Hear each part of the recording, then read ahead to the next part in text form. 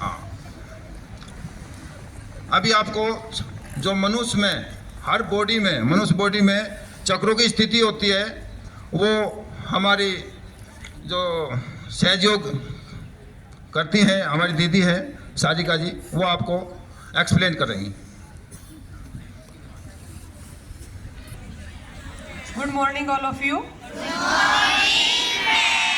सबसे पहले तो मैं यहाँ के प्रधानाचार्य और जितने भी शिक्षकगण और बच्चे, आप लोगों ने जो हमें समय दिया, इसके लिए हृदय से बहुत बहुत धन्यवाद देती हूँ।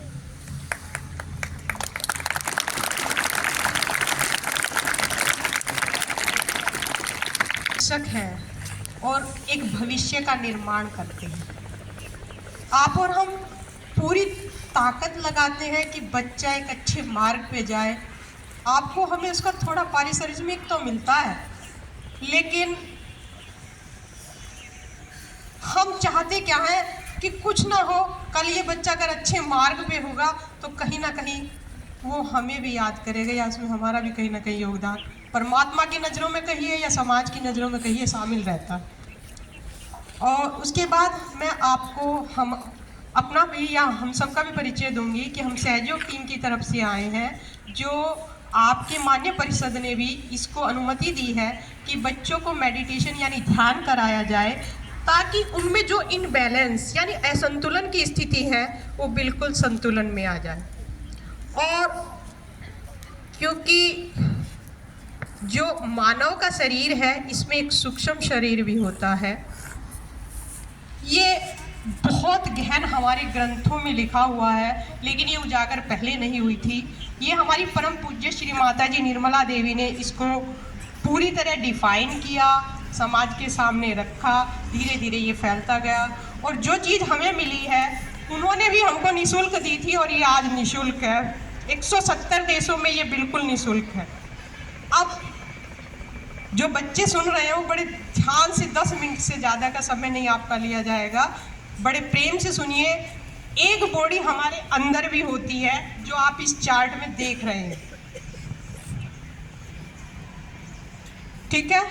हमारी पिंगला और ईड़ा, पिंगला राइट साइड में होती है, और जिस बच्चे की राइट साइड कमज़ोर होती है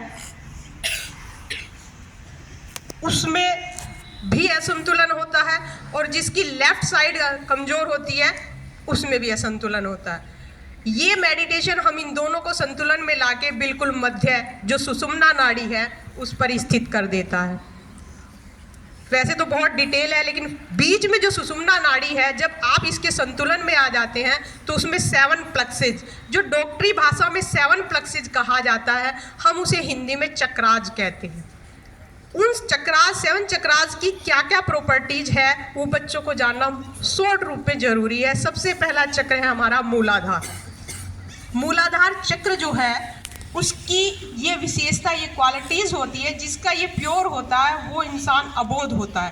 कहते हैं ना, बच्चे सबको प्रिय लगते हैं। कोई बच्चा, किसी का भी आप देखते हैं तो कोई बच्चा बच्चे को कभी गाली नहीं देता। क्यों? क्योंकि वो अच्छा लगता है, बच्चा अबोध होता है, कहते हैं भगवान का रूप होता है। और जब ये चीज़ होती है तो उसमें प्योरिटी, इनोसेंस, भोलापन, पवित्रता, सुबुद्धि, और मतलब सब चारों लक्षण। और जिसका ये अच्छा होता है वो सबसे प्योर होता है, सबसे अच्छा होता है। इसके बाद दूसरा चक्र है हमारा स्वादिष्ठान।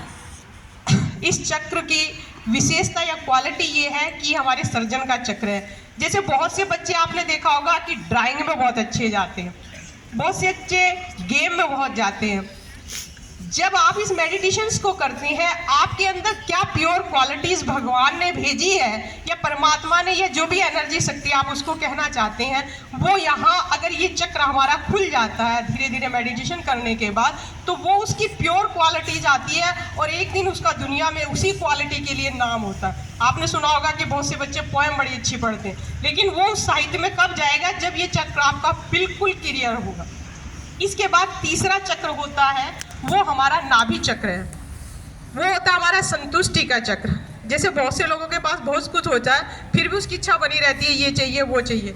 लेकिन एक इंसान ऐसा होता है जिसके पास वो है तो भी ठीक, नहीं है तो भी ठीक, लेकिन वो बहुत बैलेंस का आदमी है, मस्त है, उसकी मस्ती देखकर लोग भी इफेक्टेड होते हैं। ये इस चक्र की प्रॉपर्टीज है। इसके बाद हमारा चौथा चक्र होता है अनहद चक्र, जिसको हृदय भी कहा जाता है, और ये बिल्कुल मध्य में हृदय में होता है। क्योंकि आपने देखा होगा जो बच्चे छोटे होते हैं, कुछ बच्चे चूहे से डरते होंगे, डरते हैं, कुछ स्नेक से डर जाते हैं, मतलब सांप से तो डर सकते हैं ना, कोई छिपकली से डरता है। लेकिन जब ये चक्र मजबूत हो जाता है, फिर दुनिया में आप किसी से नहीं डरेंगे। जो सही होगा उसे आप खड़े होकर कहेंगे कि यही सही है। ये हमारी निडरता का चक्र है, और ये भी होना जरूरी है, क्योंकि पार्शियलिटी भी मिलेगी आपको समाज में, बहुत सारी चीजें मिलेंगी, लेकिन जब आप निडर होगे तो दूसरा डरेगा, आप नहीं डरेंगे। ठीक है, तो इस मेडिटेशन के बाद ये चक्र में वो क्वालिटी डेवलप हो जाती है, बढ़ जाती है। इसके बाद हमारा आता है विशुद्धि चक्र। विशुद्धि चक्र का मतलब होता है कि हम साक्षी भाव, क्योंकि आपके वातावरण में, बच्चों में आपस में, और इसका कलेक्टिविटी भी गुण है। बच्चे क्या होते हैं, समूह बना के, आप अकेले तो नहीं खेल सकते ना पूरे समय, चाहते होंगे कि हमारे कुछ फ्रेंड्स हो, हम खेलें, सबके साथ बोलें। ये कलेक्टिव भी और विशुद्धि, वहाँ आपके अंदर साक्षी भाव आता है। जो घटना जैसे घट रही है उसको आप बारीकी निरीक्षण कर लेते हैं, वही आपका साक्षी भाव है। इसके बाद आपका छठा चक्र जो है, जो आज्ञा चक्र कहा जाता है, जो 4 हेड पे होता है, ये वाला। जब हमारी किसी से कोई दिक्कत हो जाए, या हमें कभी लगे कि उसने हमें बुरा भला बोल दिया, या हमारी बच्चों में ही आपस में लड़ाई हो जाए, तो हमारे अंदर क्षमा का गुण नहीं आता, बदले की भावना ज़्यादा उत्पन्न होती है कि किसी तरह से उसको गिराया